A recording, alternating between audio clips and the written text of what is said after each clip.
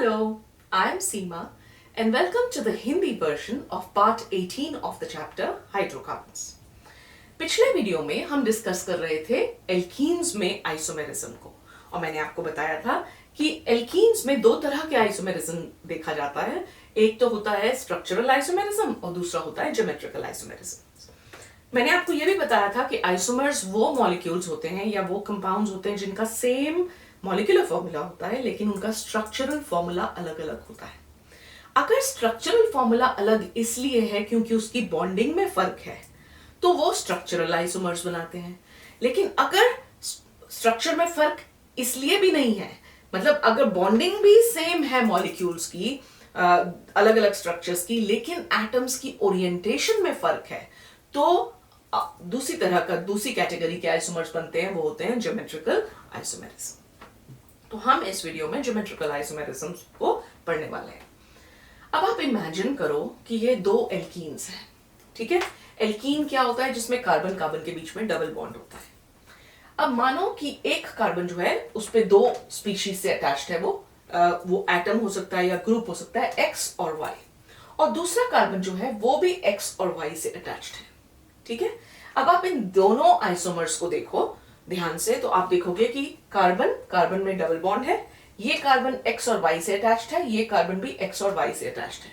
अब मैंने स्ट्रक्चर दूसरे आइसोमर का बनाया है, इसको भी देख लें। इसकी बॉन्डिंग कार्बन कार्बन के बीच में डबल बॉन्ड है, ये कार्बन एक्स और वाई से अटैच्ड है, ये कार्बन भी एक्स और वाई से अटैच्ड है।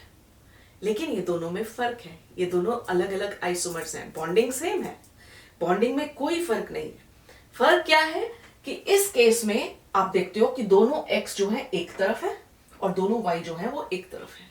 और इस केस में आप क्या देखते हो कि इस कार्बन का x अगर इस तरफ है तो इस कार्बन का x जो है वो दूसरी तरफ है। अगर आप इसे एक ब्रिज मान लो या नदी मान लो या रोड कुछ भी मान लो, तो ये जो x है एक कार्बन का वो एक तरफ है, तो दूसरा जो है वो दूसरी तरफ है, एज इफ उसने ब्रिज क्रॉस कर लिया और नदी की उस तरफ चला गया, ठीक है। ये डबल बॉन्ड नदी है या रोड है, ब्रिज है, जो भी है, और इसने इस एक्स ने उसको क्रॉस करके दूसरी तरफ चला गया। तो ऐसे आइसोमर को जिसमें एक जैसे ग्रुप एक तरफ पड़ जाते हैं उसको हम बोलते हैं सिस आइसोमर, और जो दूसरी तरफ का होता है जिसमें एक जैसे ग्रुप उल्टी साइड होते हैं एक दूसरे के, उसको हम कहते हैं ट्रांस आइसोमर, ठीक है। सिस और ट्रांस आइसोमरिज्म, तो ये जो होते हैं स्टीरियो आइसोमर्स होते हैं। स्टीरियो आइसोमर्स भी मैंने आपको पिछले चैप्टर में बताया कि क्या होता है कि वो आइसोमर्स जिनमें बॉन्डिंग भी सेम है लेकिन ओरिएंटेशन इन स्पेस उनकी अलग है। किसी ने इधर मूव किया है, दूसरे ने उधर मूव कर रखा है,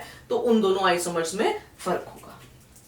तो ये एग्जाम्पल जो है ये सिस ट्रांस आइसोमेरिज्म जो स्टीरियो आइसोमेरिज्म्स का एग्जाम्पल होते हैं, और ये ज्योमेट्रिकल आइसोमर्स होते हैं। इनकी सिर्फ ज्योमेट्री में फर्क है, बॉन्डिंग में फर्क नहीं है। अब ये होता क्यों है, ऐसे आइसोमर्स क्यों बनते हैं? आपको याद है मैंने एल्केन्स में आपको बताया था कि अगर मैं एक एल्केन को लूं और दो कार्बन के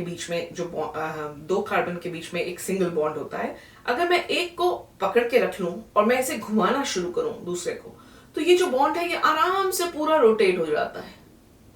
अगर मैं इस तरफ के जो एटम्स हैं उनको ना हिलाऊं और सिर्फ एक तरफ के एटम्स को हिलाती जाऊं, तो उससे ये पूरा हिलता जाता है। उससे हमने क्या बनाया था, हमने कन्फर्मेशंस किए थे, जिसमें मैंने आपको बताया था कि दो तरह के एक्सट्रीम कन्फर्मेशंस होते हैं, एक होता है एक्लिप्स्ड और दूसरा होता है स्टैगर्ड।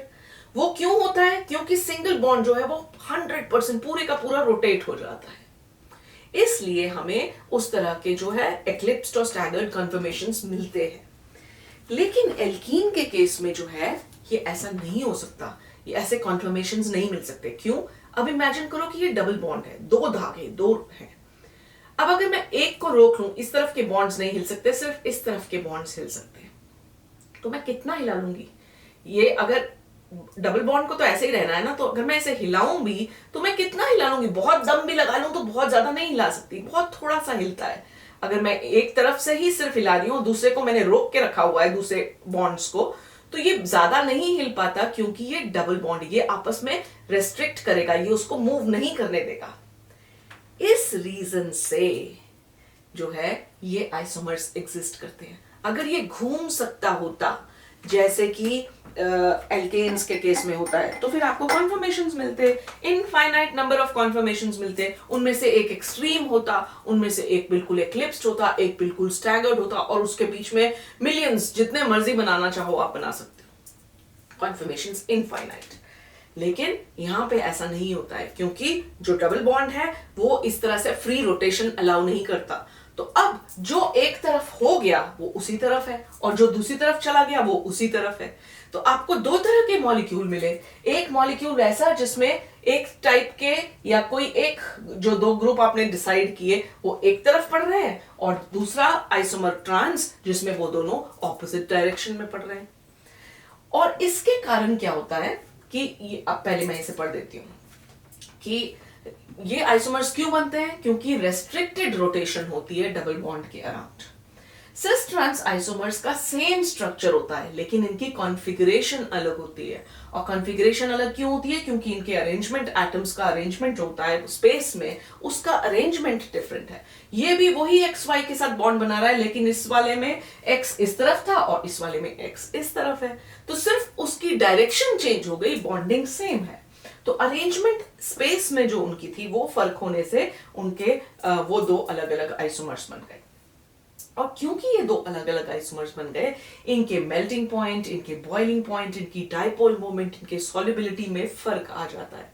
इसको भी हम समझेंगे कि क्यों फर्क आ जाता है। अब हम एक एग्जांपल पहले ले लें। ये है ब्यूट-2-ईन। ब्यूट-2-ईन का मतलब क्या है कि ब्यूटीन, और ईन जो है वो सेकंड और थर्ड कार्बन के बीच में है, मतलब CH3 CH double bond CH CH3, ये मॉलिक्यूल है। अगर हम डबल बॉन्ड के आसपास इन कार्बन्स को देखें कि ये दो कौन से बॉन्ड्स बना रहे हैं, हर कार्बन एक मेथिल ग्रुप के साथ अटैच्ड है और एक हाइड्रोजन के साथ अटैच्ड है। ये भी कार्बन एक मेथिल ग्रुप के साथ अटैच्ड है और एक कार्बन के साथ अटैच्ड है। अगर दोनों मेथिल ग्रुप एक तरफ आ गए नदी के, तो सिस आइसोमर बना। अगर मेथिल ग्रुप दोनों ऑपोजिट डायरेक्शन में आ गए और हाइड्रोजन भी ऑपोजिट में आ गए, तो कौन सा बन गया, ट्रांस बन गया। और हम क्या नोटिस करते हैं कि सिस आइसोमर का बॉइलिंग पॉइंट कितना होता है, 277 केल्विन, और ट्रांस आइसोमर का बॉइलिंग पॉइंट कितना होता है, 274 केल्विन। ये जो है ये थोड़ा सा इसका बॉइलिंग पॉइंट कम होता है, क्योंकि अगर आप इसे ध्यान से देखो, CH3 एक कार्बन 3 हाइड्रोजन, और सिर्फ हाइड्रोजन, मास में कितना फर्क है ना। कार्बन का मास 12 है ना, 13 14 15 मास, 15 मास के दो बड़े बड़े बॉल्स हैं जो एक तरफ आ गए, और एक एक ग्राम के जो हैं वो नीचे आ गए। तो मास में बैलेंस नहीं है, साइज में बैलेंस नहीं है। लेकिन इस स्ट्रक्चर को देखो तो बैलेंस स्ट्रक्चर है, थोड़ा कंडेंस्ड, आपको बहुत ज्यादा वो लगेगा कि ये ज्यादा बैलेंस स्ट्रक्चर है। तो इसलिए इसका बॉइलिंग पॉइंट, क्योंकि ये ज्यादा सिमेट्रिकल है, इसकी जो अरेंजमेंट है वो ऐसी होगी, लिक्विड स्टेट पे भी इसका फ्लोइंग इजी होगा, क्योंकि ये तो हर जगह सरिंग मारता रहेगा, क्योंकि ये बहुत मोटे मोटे सब एक तरफ है ये जो है ये थोड़े दूर दूर हैं, तो इनका जो स्लिप एंड स्लाइड करना वो इजी हो जाएगा, इसलिए इसका बॉइलिंग पॉइंट जो है वो थोड़ा सा लोअर होगा। अब अगर हम इन सिस और ट्रांस आइसोमर्स को कंपेयर करें, दोनों सिस ब्यूट-2-ईन और ट्रांस ब्यूट-2-ईन को, तो हम क्या देखते हैं कि सिस ब्यूट-2-ईन जो होती है वो इसकी डाइपोल मोमेंट ज्यादा होती है। इसकी डाइपोल मोमेंट कितनी होती है, 0.33 डिपाई। और ट्रांस जो होता है वो नॉन पोलर होता है, वो उसमें पोलैरिटी नहीं देखी जाती, उसकी डाइपोल मोमेंट कितनी होती है, ऑलमोस्ट 0। अब उसको समझो कि क्यों ऐसा होता है। डाइपोल मोमेंट होता है कि भाई इलेक्ट्रॉन्स किस तरफ पुश कर रहे हैं, किस तरफ जाने की टेंडेंसी है उनकी। मेथिल ग्रुप जो होता है वो इलेक्ट्रॉन डोनेटिंग होता है, वो इलेक्ट्रॉन देता है। तो हम क्या देखते हैं कि दो मेथिल ग्रुप एक तरफ हैं और दोनों जो है अपने इलेक्ट्रॉन कार्बन की तरफ पुश कर रहे हैं, ठीक है। तो अब जब दोनों एक ही डायरेक्शन में पुश कर रहे हैं, तो उसकी जो एनर्जी दोनों की आपस में ऐड हो जाएगी, एनर्जी की, दोनों एक दूसरे की हेल्प कर रहे हैं, ये भी इसी तरफ धक्का मार रहा है, ये भी इसी तरफ धक्का मार रहा है, तो दोनों मिलके वर्क कर रहे हैं। तो इसकी जो डाइपोल मोमेंट है 0.33 डिपाई है। इस केस में क्या है कि एक तो इस डायरेक्शन में धक्का मार रहा है, दूसरा ऑपोजिट डायरेक्शन में धक्का मार रहा है। जब ऑपोजिट डायरेक्शन में धक्का मार रहे हैं तो वो आपस में एक दूसरे को कैंसिल कर देते हैं। आप इमेजिन करो कि आप में से इसको लेते हैं कि आप दो बच्चे हो, एक मुझे इस तरफ से पुश करता है, दूसरा मुझे इस तरफ से पुश करता है, और इक्वल एनर्जी से पुश कर रहे हैं। एक इधर से धक्का मार रहा है, एक इधर से धक्का मार रहा है। ठीक है, मुझे क्या फर्क पड़ेगा? कुछ भी नहीं। जितनी जोर से ये यहां से मार रहा है उतनी जोर से वो वहां से मार रहा है, नथिंग। आई एम मतलब कैंसिल हो गए, दोनों की एनर्जी कैंसिल। क्योंकि मुझ पे कोई एक ज्यादा धक्का मारता है तो मैं उस साइड जाती ना। अब क्या हुआ कि दोनों ने, इसमें सिस केस में क्या है कि दोनों पीछे से आए और पीछे से दोनों ने मिलके मुझे धक्का मारा। अब कोई इस तरफ से बचा रहा है और उस तरफ से बचा रहा है, नहीं, दोनों ने मिलके धक्का मार दिया, तो उन दोनों की एनर्जी डबल हो गई ना। सेम एनर्जी से दोनों पुश कर रहे हैं, तो मेरे को तो जो फील होएगी वो डबल होगी। जो यहां पे कैंसिल हो गई थी, अब वो एक साथ मारेंगे तो मैं तो मुंह के बल गिर जाऊंगी। कोई चीज है कि ये तो पोलर हो गया, इसमें तो पोलैरिटी क्रिएट हो गई, क्योंकि दोनों के दोनों एक तरफ में एक डायरेक्शन में इलेक्ट्रॉन्स पुश कर रहे हैं, और इसमें जो है इलेक्ट्रॉन्स जो है वो इस तरह से ऑपोजिट डायरेक्शन में आ रहे हैं, तो वो एक दूसरे को कैंसिल कर देते हैं। तो हम देखते हैं कि सिस आइसोमर में डाइपोल मोमेंट होती है, लेकिन ट्रांस आइसोमर में dipole moment almost negligible, almost zero होती है।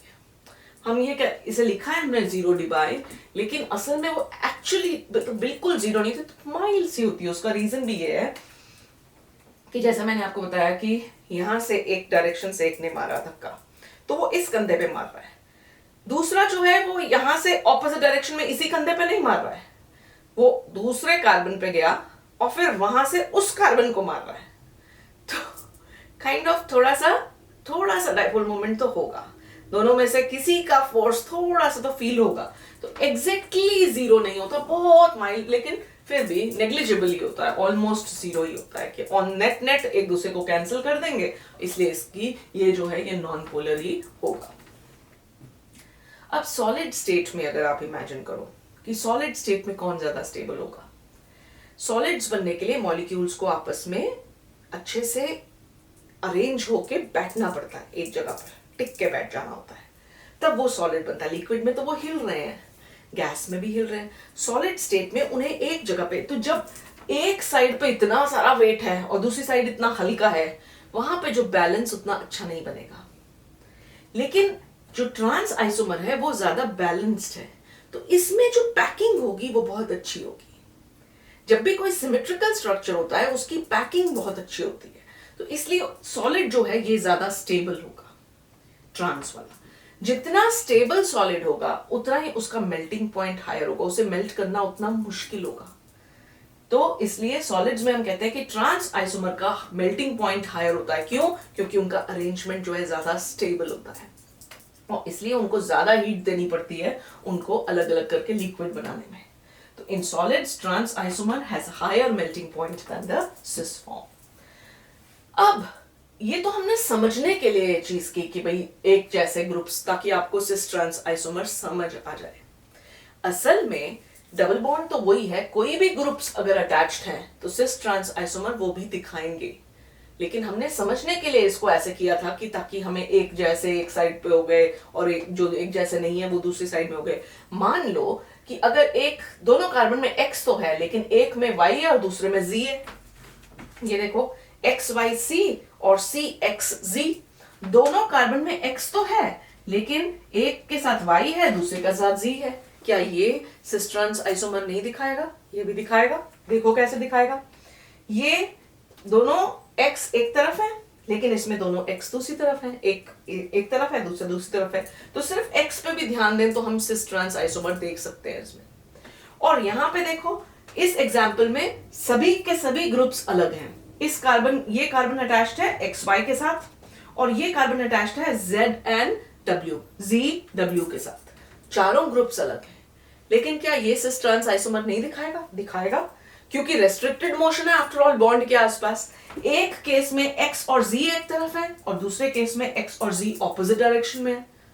चाहे ये ग्रुप सेम नहीं है लेकिन फिर भी ये दोनों एक साइड पे नहीं है। एक आइसोमर में एक तरफ X और Z की पेयरिंग है, दूसरी तरफ में एक तरफ जो है X और W की पेयरिंग है। ठीक है, तो ये भी सिस ट्रांस आइसोमर बनाते हैं। सिर्फ हम समझने के लिए, आसान करने के लिए हम ये इस एग्जाम्पल को लेके समझाते हैं, लेकिन सभी एल्कीन्स चाहे वो सेम ग्रुप्स लगे हों या अलग ग्रुप्स लगे हों वो सिस ट्रांस आइसोमेरिज्म दिखाएंगे। तो फिर कौन सा एल्कीन है जो सिस ट्रांस आइसोमेरिज्म नहीं दिखाएगा? है ना, ऐसा क्वेश्चन भी आता है।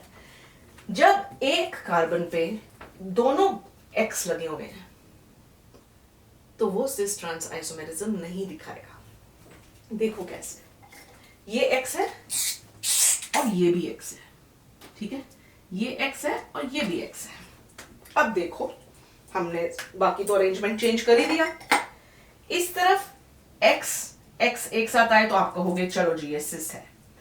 इस तरफ आप क्या करोगे, X और इस X को आप सोच रहे हो कि आपने ऑपोजिट कर दिया, लेकिन आप अगर इसे देखो तो ये भी तो X ही है, तो इसलिए यहां पे भी X और X एक ही डायरेक्शन में आ गए, तो सिस ट्रांस तो नहीं बना। सिस ट्रांस तब होता अगर X और X एक में एक तरफ होते और दूसरे में ऑपोजिट तरफ होते। यहां तो दोनों में X और X एक ही तरफ आ रहे हैं, तो इसलिए जब भी किसी एक एटम पे सेम ग्रुप दोनों बॉन्ड्स के साथ लगे हों, वहां पे सिस ट्रांस आइसोमेरिज्म या ज्योमेट्रिकल आइसोमेरिज्म पॉसिबल नहीं होता। जब कोई ऐसा क्वेश्चन आएगा तो आपको आइडेंटिफाई करने के लिए तो आप यही चीज देखोगे कि कहीं एक ही कार्बन पे अगर दोनों एटम्स सेम है या ग्रुप सेम है तो वो सिस ट्रांस आइसोमेरिज्म नहीं दिखाएगा। तो ये था सिस ट्रांस आइसोमेरिज्म का एक्सप्लेनेशन। अगली वीडियो में हम कुछ एग्जांपल्स, इसकी कुछ प्रॉब्लम्स करेंगे और उसके बाद हम करेंगे अगला टॉपिक, प्रिपरेशन ऑफ एल्कीन्स। तो इसी के साथ मैं इस वीडियो को यहीं रैप अप करती हूँ। अगर आपको ये हेल्पफुल लगा तो इसे थम्स अप दीजिए।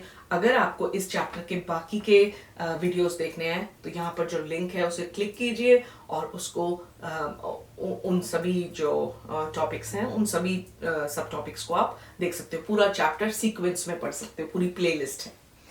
तो इसी के साथ मैं अब वाइंड अप करती हूँ। मेरे चैनल को सब्सक्राइब कीजिए, अपने फ्रेंड्स को रेकमेंड कीजिए और बार बार आओ मेरे साथ केमिस्ट्री पढ़ेंगे।